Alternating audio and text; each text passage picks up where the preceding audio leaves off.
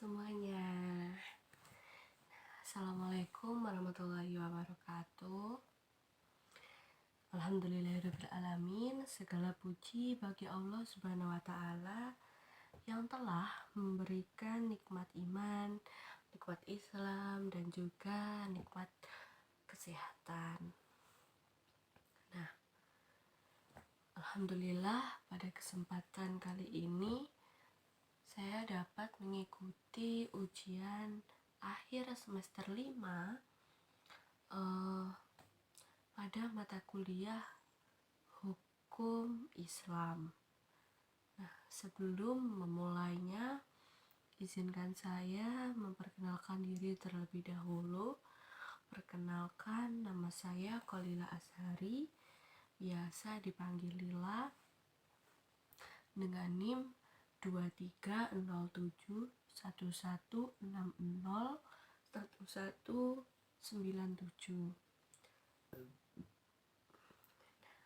Saya dari Departemen Hukum dan Kewarganegaraan Fakultas Ilmu Sosial Universitas Negeri Malang. Saya angkatan 2023 dan saat ini di Hukum dan Kewarganegaraan saya dari offering A. Nah, dengan saya membuat video ini, saya akan menjelaskan secara runtut dan juga menyeluruh mengenai berbagai aspek hukum Islam. Nah, mulai dari pengertian, alasan akademiknya kenapa kita harus mempelajari hukum Islam tersebut, lalu kedudukannya dalam sistem hukum nasional, hingga penerapannya dalam kehidupan bermasyarakat. Nah, penjelasan ini saya sampaikan sebagai bentuk pemahaman saya terhadap mata kuliah hukum Islam. Bukan hanya sekedar hafalan saja, tapi ini saya sampaikan secara bagaimana saya memahaminya mengenai materi-materi yang sudah disampaikan saat di kelas. Nah, ini soalnya ada 12, dan yang pertama membahas alasan akademik perlunya mempelajari hukum Islam. Nah, hukum Islam itu secara sederhana dapat diartikan sebagai seperangkat aturan yang bersumber dari ajaran Islam yang mengatur hubungan manusia dengan Allah Subhanahu wa Ta'ala dan juga hubungan manusia dengan manusia. Dengan istilahnya kalau di bahasa Arab itu hablum minallah dan juga hablum minannas. Nah, secara akademiknya hukum Islam perlu dipelajari karena ia merupakan salah satu sistem hukum besar di dunia yang telah ada sejak lama dan masih terus berkembang hingga sekarang. Hukum Islam ini tidak hanya mengatur persoalan ibadah seperti sholat, zakat, puasa, bukan hanya mengatur kayak rukun iman, rukun Islam saja, tidak, tetapi juga mengatur kehidupan sosial, ekonomi, dan juga keluarga. Nah, di Indonesia ini hukum Islam menjadi penting karena mayoritas penduduknya itu beragama Islam. Banyak praktik hukum dalam masyarakat yang bersumber dari hukum Islam, seperti contohnya hukum perkawinan, hukum warisan, wakaf, dan juga hukum transaksi ekonomi secara syariah. Nah, selain itu, mempelajari hukum Islam juga melatih cara berpikir kritis dan normatif. Mahasiswa tidak hanya mempelajari hukum hukum Islam itu sebagai aturan tertulis aja, tetapi juga sebagai nilai yang berorientasi pada keadilan, kemanusiaan, dan juga kemaslahatan. Nah, oleh karena itu, secara akademik, hukum Islam dipelajari untuk memperkaya wawasan hukum dan membentuk pemahaman hukum yang utuh. Nah, soal yang kedua yaitu membahas kedudukan hukum Islam dalam sistem hukum nasional. Sistem hukum nasional Indonesia merupakan sistem hukum yang bersifat majemuk atau pluralistik. Artinya di dalamnya itu terdapat sebagian besar hukum yang hidup dan terus berkembang, seperti hukum adat, hukum barat, dan hukum Islam. Hukum Islam dalam sistem hukum nasional itu memiliki kedudukan sebagai salah satu sumber hukum material. Ini berarti bahwa nilai-nilai dan juga prinsip-prinsip hukum Islam itu digunakan sebagai bahan dalam pembentukan peraturan perundang-undangan. Contoh konkretnya yaitu hukum Islam dapat dilihat dari adanya undang-undang perkawinan, peradilan agama, hingga kompilasi hukum Islam. Nah, serta tentang wakaf juga termasuk, dan juga ekonomi syariah. Dengan demikian, hukum Islam itu tidak berada dan juga tidak berdiri di luar sistem hukum nasional, tetapi tetap menjadi bagian yang sah dan juga diakui oleh negara sebagai hukum nasional. Nah, persoalan yang ketiga yaitu membahas tentang pola pemberlakuan hukum Islam dalam sistem hukum nasional. Pola pemberlakuan hukum Islam ini dapat dipahami sebagai cara ataupun mekanisme bagaimana hukum Islam itu diterapkan dalam kehidupan bernegara. Nah, pola yang pertama adalah formal yuridis, yaitu hukum Islam itu diberlakukan secara resmi melalui perundang-undangan yang mengikat dan juga khususnya bagi umat Islam. Nah, pola kedua adalah pola substantif, yaitu nilai-nilai hukum Islam yang dimasukkan ke dalam hukum tanpa harus membawa identitas dan juga mencantumkan keislamannya itu seperti prinsip keadilan dan kemanusiaan contohnya. Jadi di dalam hukum Islam itu sebenarnya kayak masuknya hukum Islam ke nasional itu tanpa membawa dan juga mencantumkan Islam-Islamnya gitu. Pola ketiga adalah pola kultural, yaitu hukum Islam dijalankan sebagai kebiasaan dan tradisi masyarakat tanpa paksaan dari negara. Nah, ketiga pola ini menunjukkan bahwa hukum Islam itu bersifat fleksibel dan dapat menyesuaikan diri dengan sistem hukum nasional.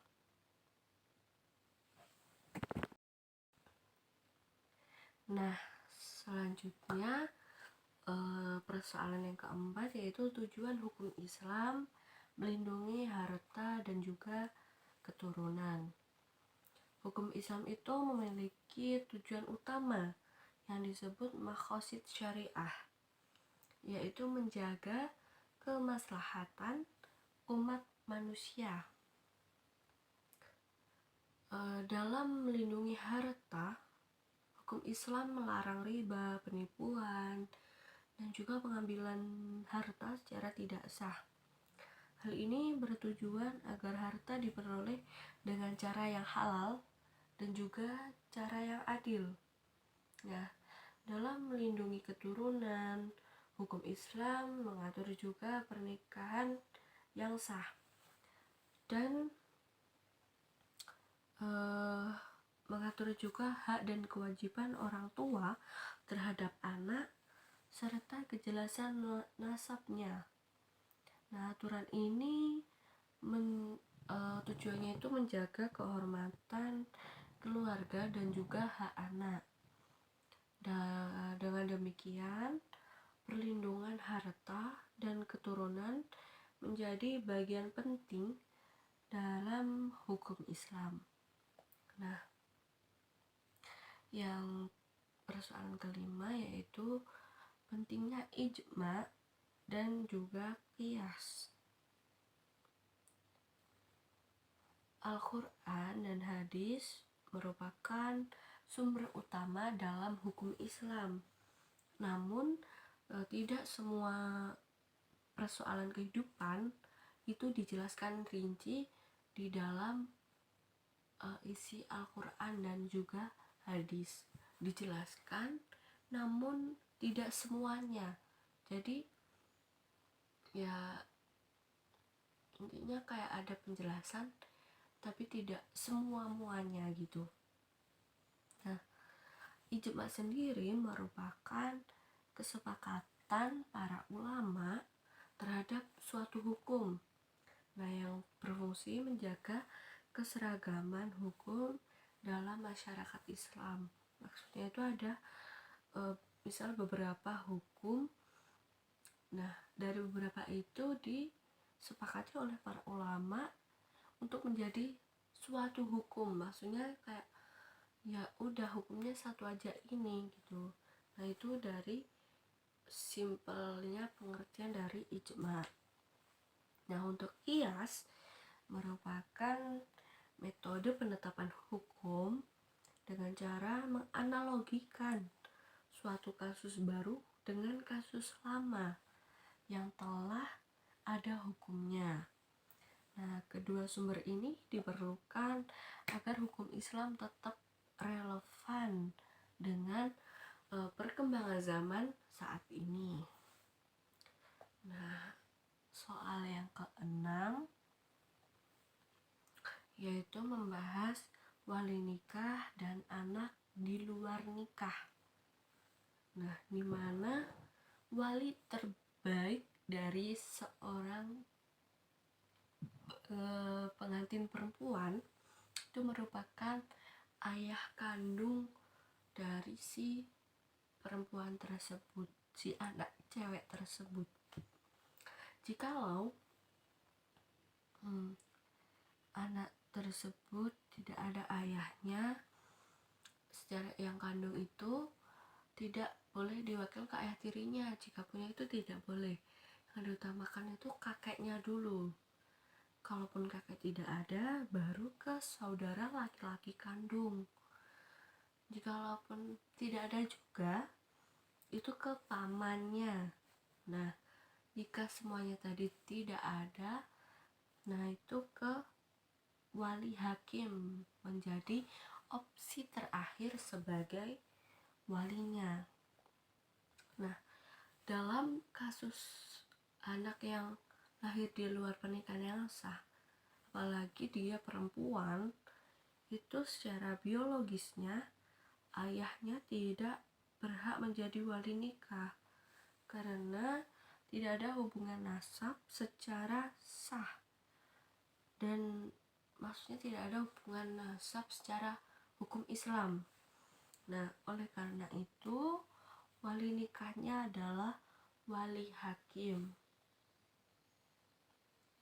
Nah, yang ketujuh soalnya itu membahas tentang perbedaan antara hukum waris, wakaf, dan juga hibah.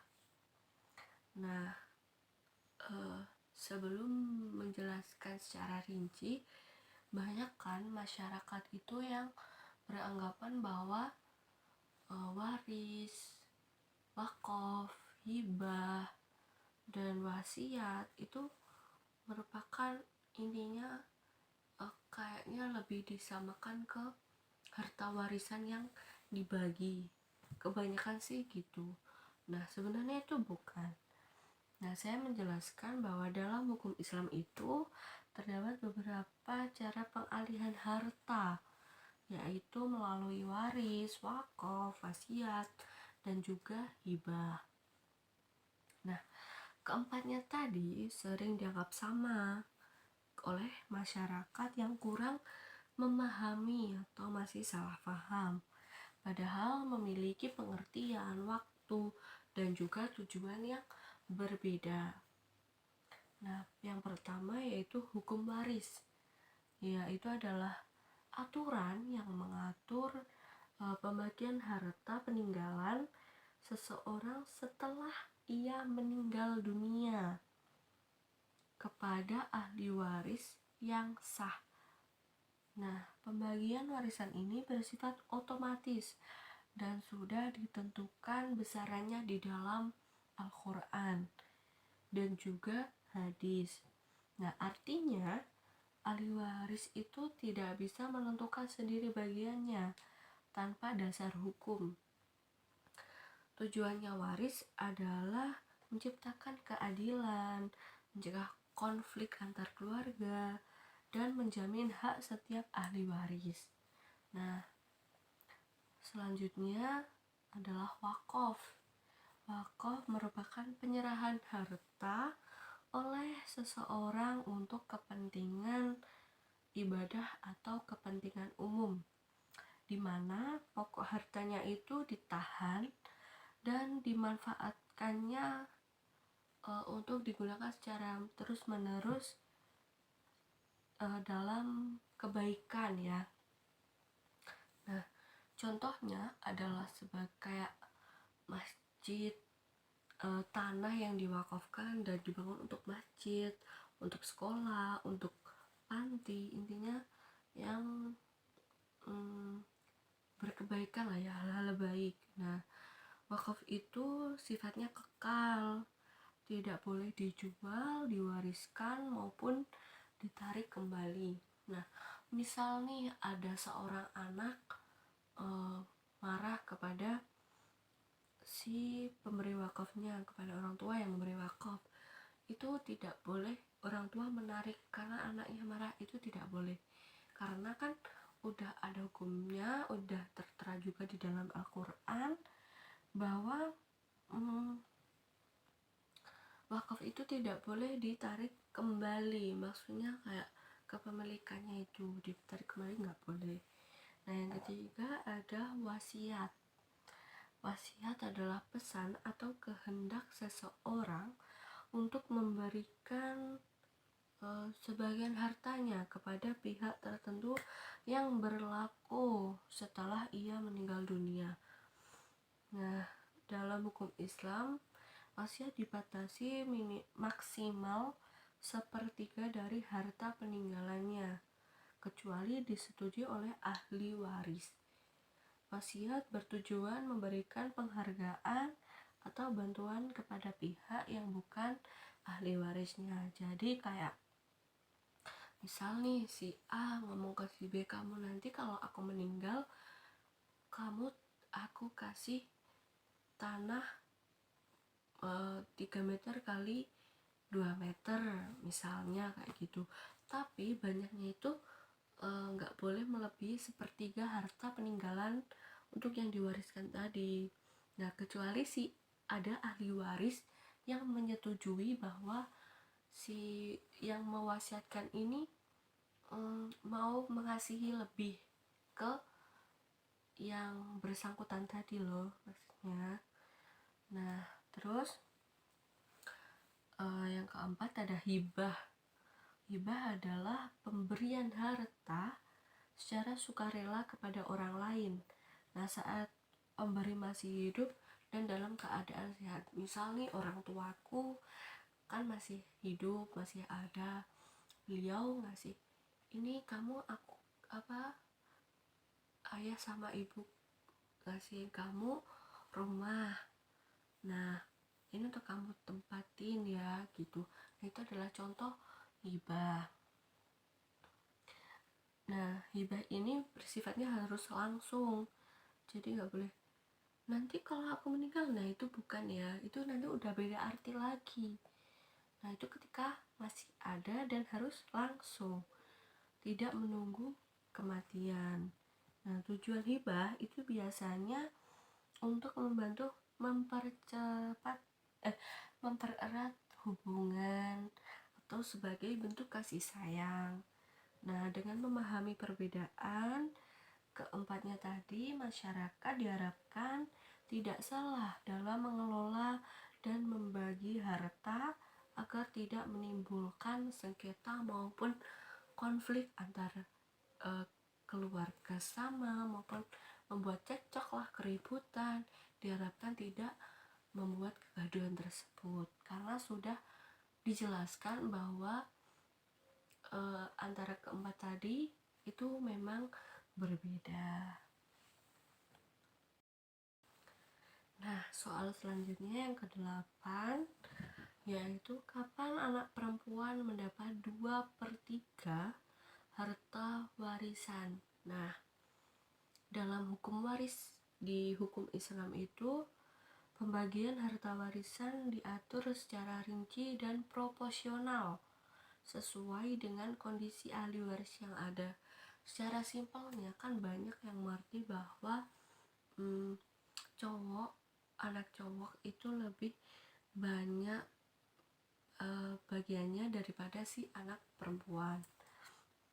Nah, anak perempuan mendapat bagian itu 2/3 dari harta warisan apabila terdapat 2 orang anak perempuan atau lebih dan tidak ada saudara laki-laki sebagai ahli warisnya. Misal nih anaknya perempuan semua 2, jadi ya 2/3 gitu. Nah ketentuan ini sudah didasarkan pada nas Al-Quran dan merupakan bagian dari sistem pembagian warisan Islam. Nah pembagian 2/3 ini sering disalahpahami sebagai bentuk ketidakadilan.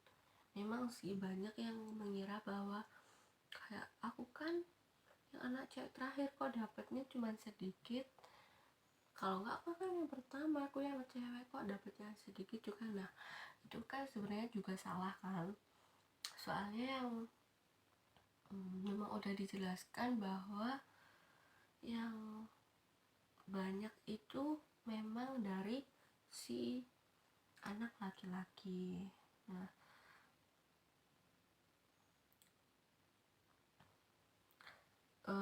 hukum Islam itu menerapkan prinsip keadilan proporsional, yaitu pembagian berdasarkan peran dan juga tanggung jawab. Dalam sistem Islam, anak laki-laki kan memiliki kewajiban finansial itu yang lebih, karena anak laki-laki itu yang bakal menafkahi keluarganya, jadi harus lebih prefer gitulah ya finansialnya. Dengan demikian, pembagian 2/3 kepada anak perempuan mencerminkan keseimbangan antara hak dan juga kewajiban di dalam keluarga. Nah yang ke-9, penyebab sering terjadinya gugatan terhadap harta wakaf. Nah gugatan terhadap harta wakaf ini sering terjadi dalam praktik kehidupan masyarakat, khususnya setelah pewakaf meninggal dunia. Salah satu penyebab utamanya adalah kurangnya pemahaman ahli waris tentang konsep wakaf. Nah, banyak ahli waris itu menganggap harta wakaf masih masuk harta warisan yang dapat dibagi. Nah, itu adalah kesalahpahaman yang fatal ya. Maksudnya itu ini harta wakaf itu ya udah wakafin aja. Tapi banyak yang salah paham bahwa harta wakafnya itu masih bisa ditarik dan dibuat harta waris yang bisa dibagi-bagi, padahal sudah tidak bisa. Nah Penyebab kedua adalah adanya tidak ada bukti administrasi wakaf seperti akta ikrar wakaf itu kan nggak ada ya, jadi menjadikan peluang ahli waris menggugat kepemilikan harta wakaf gitu. Nah, penyebab ketiganya adalah faktor ekonomi, di mana ahli waris merasa membuktikan harta tersebut untuk kepentingan pribadi. Padahal sebelum hukum Islam itu wakaf bersifat tetap. Padahal dalam hukum Islam wakaf itu bersifat tetap dan tidak dapat dibatalkan. Nah, oleh karena itu penting adanya pencatatan wakaf seperti maksudnya pencatatan wakaf itu secara resmi agar tidak menimbulkan sengketa di kemudian hari. Nah, soal yang ke-10 itu jenis-jenis jual beli yang dilarang dalam hukum Islam. Di dalam hukum Islam, jual beli diperbolehkan selama memenuhi prinsip keadilan dan juga kejujuran. Namun terdapat beberapa jenis jual beli yang dilarang karena dapat merugikan salah satu pihak. Yang pertama adalah jual beli riba, yaitu yang mengandung tambahan yang tidak adil seperti bunga berlebihan.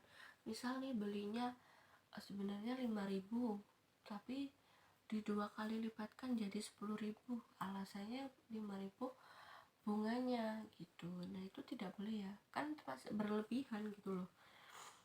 Terus yang kedua, jual beli gharar, yaitu transaksi yang objeknya tidak jelas seperti menjual ikan yang masih di laut atau barang yang belum pasti ada. Ya, maksudnya ikan ini tadi itu ikannya belum ada fisiknya benar-benar, tapi udah melakukan transaksi jual beli, itu tidak boleh. Nah, yang ketiga, jual beli penipuan, yaitu transaksi yang menimbulkan atau menyembunyikan cacat. Maksudnya bukan menimbulkan ya, menyembunyikan cacatnya barang atau memanipulasi informasi. Misal nih kayak jas Almed warnanya yang benar navy, tapi yang tertera itu warna marun. Nah, itu tidak boleh ya, harus menjadi penjual maupun pembeli yang baik dan jujur. Nah, keempat, jual beli barang haram seperti minuman keras atau narkotika, Pak. Jual miras lah, terus bahan untuk narkoba itu nggak boleh ya. Lalu yang kelima, menjual barang yang belum dimiliki yang berpotensi menimbulkan kerugian dan ketidakpastian.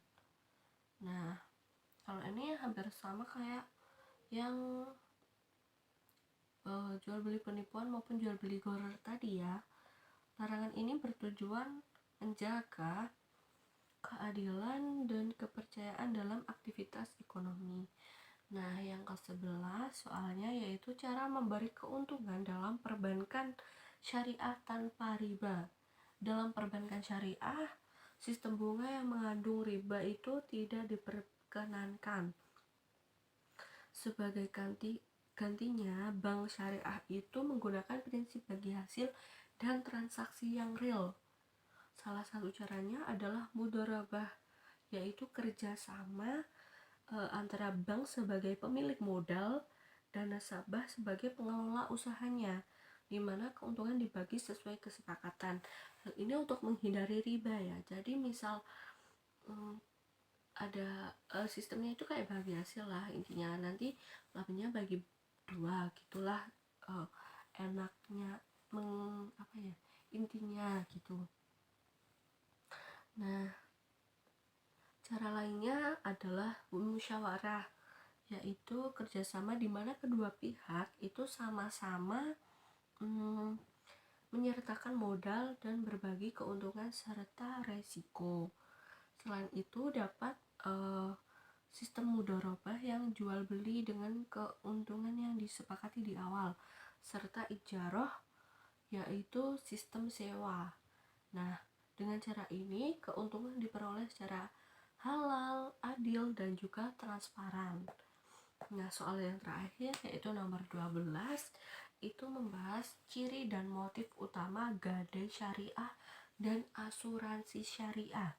Gadai syariah adalah sistem pinjaman dengan jaminan barang yang didasarkan pada prinsip tolong-menolong. Dalam gadai syariah tidak ada bunga dan biaya yang dikenakan hanya sebatas biaya penitipan barang. Jadi tidak ada uang tambahan dengan alasan sebagai bunga. Nah, motif utama gadai syariah adalah membantu masyarakat yang membutuhkan dana darurat tanpa memberatkannya. Asuransi syariah adalah sistem perlindungan berbasis prinsip saling membantu atau ta'awun. Dana yang terkumpul tetap menjadi pemilik peserta dan dikelola secara transparan. Motif utamanya asuransi syariah ini bukan mencari keuntungan semata, tetapi memberikan perlindungan bersama terhadap resiko yang dihadapi. Nah, sebagai penutup dapat disimpulkan bahwa hukum Islam itu merupakan sistem hukum yang komprehensif, tidak hanya mengatur ibadah, tetapi juga mengatur kehidupan sosial, ekonomi, dan juga keluarga. Nah, melalui peraturan tentang waris, wakaf, jual beli, perbankan syariah, hingga asuransi, hukum Islam bertujuan menciptakan keadilan, ketertiban, dan kemaslahatan umat. Dengan memahami hukum Islam secara utuh, diharapkan kita tidak hanya mengetahui hukumnya, tetapi juga mampu menerapkannya secara bijak dalam kehidupan sehari-hari. Nah, demikian pemaparan ujian lisan dari saya. Semoga menjawab semua pertanyaan. Semoga apa yang saya sampaikan dapat bermanfaat dan juga menunjukkan pemahaman saya bahwa terhadap materi ini. Semoga bermanfaat. Wassalamualaikum warahmatullahi wabarakatuh. Terima kasih.